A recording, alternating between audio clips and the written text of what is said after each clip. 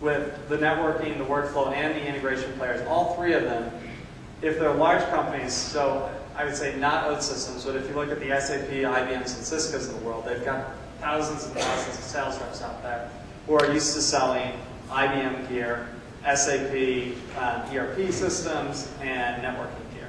And they don't really know much about RFID. So the only way they're going to be able to effectively communicate and sell to the market is to have some sort of pre-canned, pre-put together workflow. And that's increasingly what all of these players are doing. So you see Cisco in the RTLS space putting together some packages to be able to do that. You see IBM doing this with IT assets, for example. And SAP is trying to really bolt on to their existing install base. In the meantime, what you're also seeing is Intermec and Alien taking, and other device manufacturers like Impinj or Symbol, Motorola, really starting to take the bottom end of the market, because we're starting to see pilots and lots of small applications that really don't require the middleware. So you're seeing smarter and smarter readers. There was a situation out there about 18 months ago and 2 years ago where there's a big debate in the industry on should readers be smart or dumb? And sure enough, the dumb camp seems to have lost out. The smart camp was saying, look, we're going to put functionality on the reader for a bunch of different reasons. And the reasons they gave included, you have these readers in places where typically I do not have a data center, I don't have IT staff, and I'm not going to put in a cooled area. In addition, if you look at the cost to build a smart reader versus a dumb reader, it tends to only be between $10 and $50 difference. And for that price difference, it's worthwhile to have the additional functionality where I can put workflow on the edge. The dumb camp was saying that you're going to be able to put out far more readers because it's so much cheaper, but it turns out because it's not that much cheaper, the application advantages of being able to push workflow to the edge really wins out. And for the most part, it's all been smart. There's been sort of different machinations. For example, if you look at Mojix, it's sort of a combination smart dumb. Is anyone here familiar with Mojix? It sounds like there's a few folks. But just real quickly, they've got a concept of an extremely smart base and extremely dumb what they call exciters, which are effectively like read points. And they put these read points 60 or 80 feet away from the very smart base. What they've done is created the capability of inside a warehouse to have a very smart set of readers, but put these very dumb nodes at the edge, but treat them as though they were smart readers. So that's a little bit of a nuance on the smart dumb reader mix. So as we start to go and select middleware, we need to ask ourselves more questions to figure out the first question, which is, do I even need it? Because you know what? Middleware, quite frankly, is a pain. Odin's worked with over 40 vendors in terms of selecting middleware. We've deployed 7 middleware vendors. And invariably, it is the trickiest part of any given installation because you're dealing with software integration. You're dealing with multiple parties. There's always customization involved. It's not like a reader where I just plug in the reader and I configure it and go. And if you can eliminate that step, a lot of times that's your way to get to a very quick win with RFID. And quite frankly, it tends to be much cheaper. You go and you talk to a lot of these middleware vendors, and they won't even talk to you if you're unwilling to spend less than $200,000 to $500,000 for just a very basic install. Whereas you may not even need it, and you can do a little bit of customization on your own. So four things that would drive you towards eliminating middleware altogether. First thing is, if all your readers are fixed, then that makes doing no middleware much easier. And people may ask, well, why is that? Well, if I've got a handheld reader, I'm going to have to develop a screen or a user interface. And remember, that's one of our 4 functional areas. So if I have all fixed readers, I can keep the functionality and the user interface down to a bare minimum. So most readers will allow you to hook up light stacks and motion sensors. So I can use my motion sensors to trigger my readers.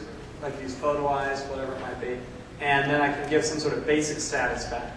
Green means the read was proper and let's go. Yellow means it's reading. Red means, oops, that's the wrong tag. Or I'm not communicating well with my backend system. So it makes your life from a workflow perspective much, much easier if you're using only fixed readers.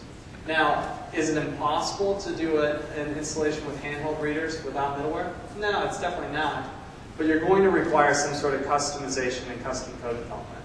So you're going to probably do some sort of .NET development because most of the handhelds out there today are Windows CE or Windows Mobile based.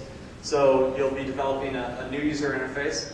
And some of the middleware vendors are going to provide you with ways of developing that user interface.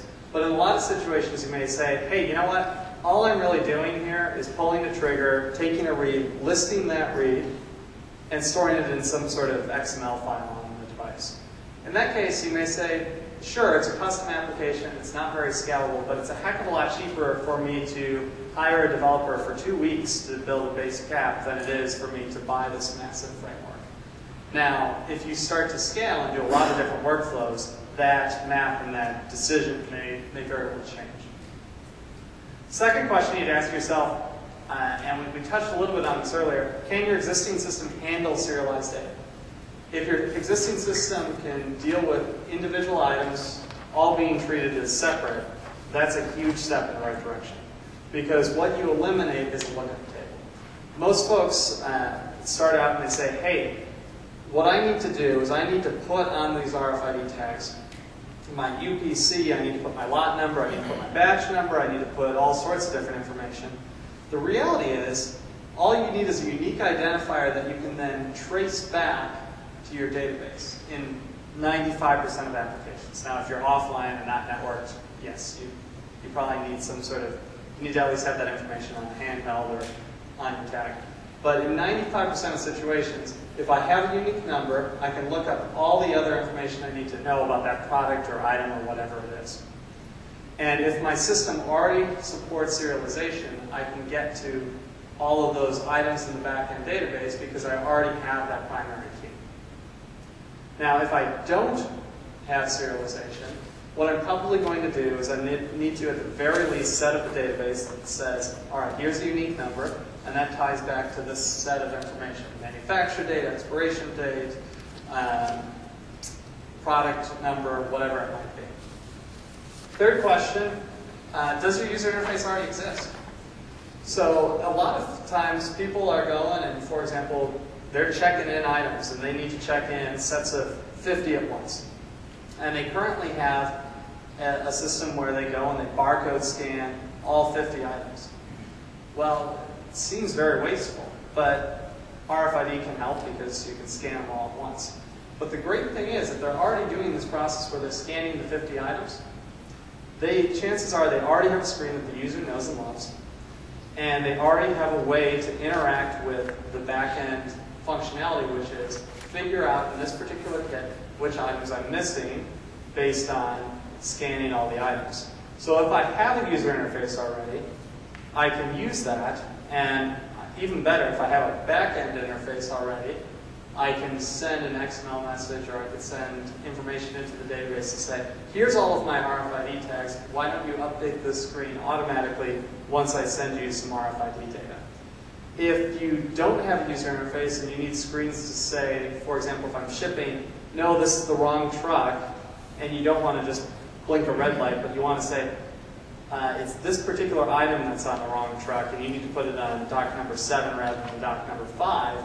Now you're talking about developing a new screen, developing something in an LCD that will route the driver, for example, to a different area. And that's a situation where you're going to have to start to think long and hard about doing a custom development, because pretty quickly you're going to get into a full-blown custom application that's pretty darn expensive. But with middleware, you may be able to do it a little bit faster.